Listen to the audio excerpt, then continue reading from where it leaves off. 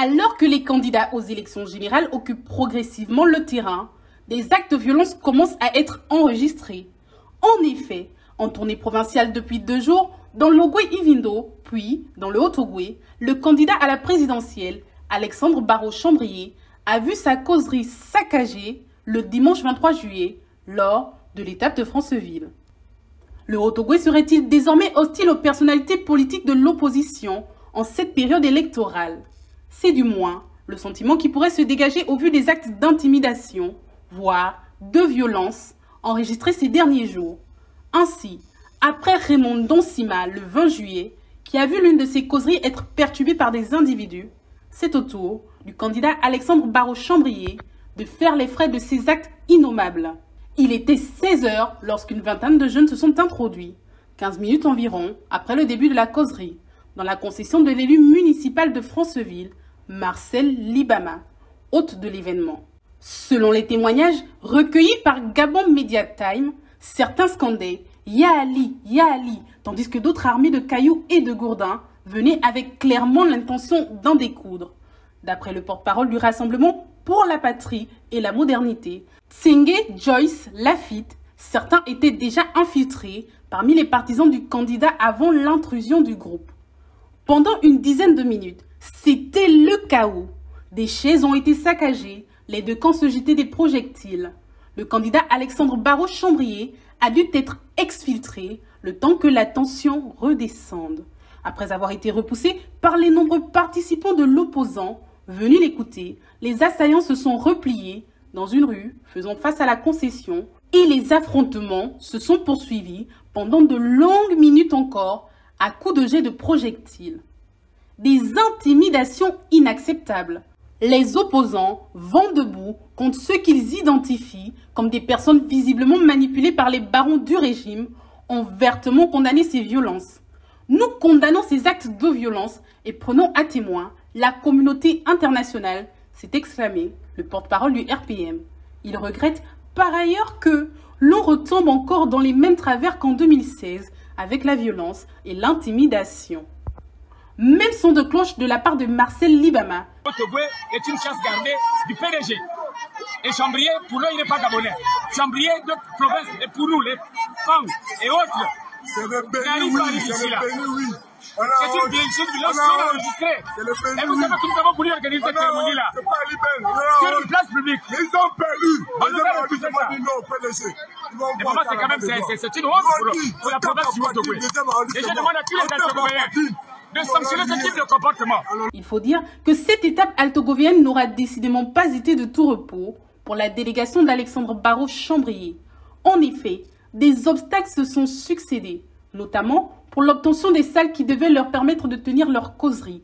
Ainsi, à Okonja, l'événement s'est vu délocalisé, selon le porte-parole, dans un lieu qui n'était pas prévu, après de nombreux refus qu'ils ont essuyés ailleurs. Malgré tout, les partisans d'Alexandre Barraud-Chambrier affirment leur attachement au calme et à l'apaisement durant ces élections. Ainsi, tout en regrettant que la police ne se soit pas déplacée, malgré la proximité des lieux de l'événement avec certains lieux sensibles, comme le gouvernorat, le porte-parole du RPM a déclaré « Nous voulons des élections apaisées » et a réaffirmé l'attachement de son parti au vivre ensemble des Gabonais. Notons que des événements similaires se produisent régulièrement dans cette province, considérée comme la chasse gardée du parti présidentiel.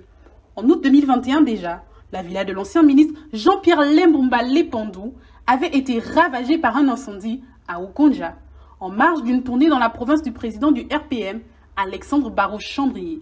Une affaire qui n'a jamais débouché sur des arrestations et qui est passée dans les tiroirs de la justice. Présidentielle 2023.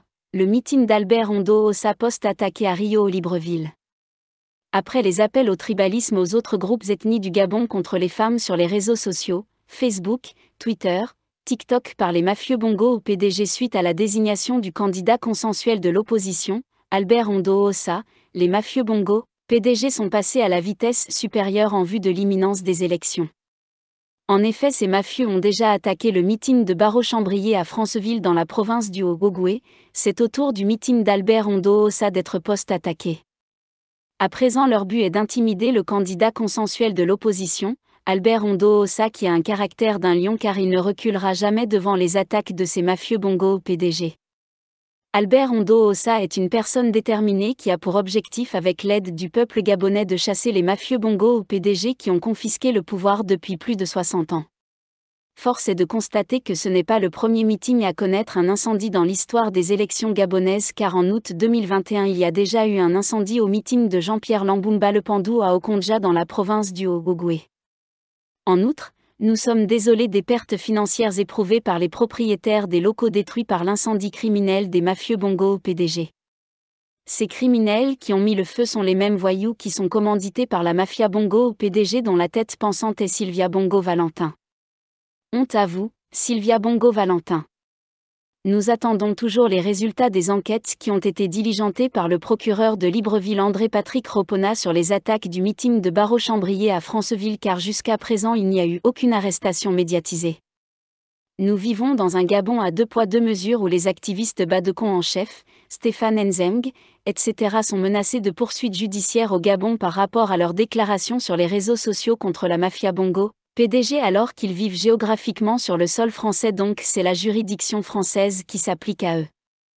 Les activistes Badekon en chef, Stéphane Nzeng, etc. s'expriment selon les droits et libertés français c'est-à-dire la liberté d'expression française régie par le code pénal français donc les prétendues accusations judiciaires du procureur de Libreville André-Patrick Ropona ne peuvent s'appliquer au moment où ils s'expriment car le droit français prévaut sur droit gabonais du fait de leur localisation géographique.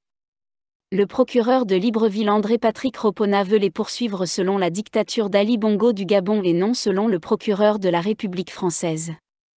C'est la patrie gabonaise où la mort et nous vaincrons.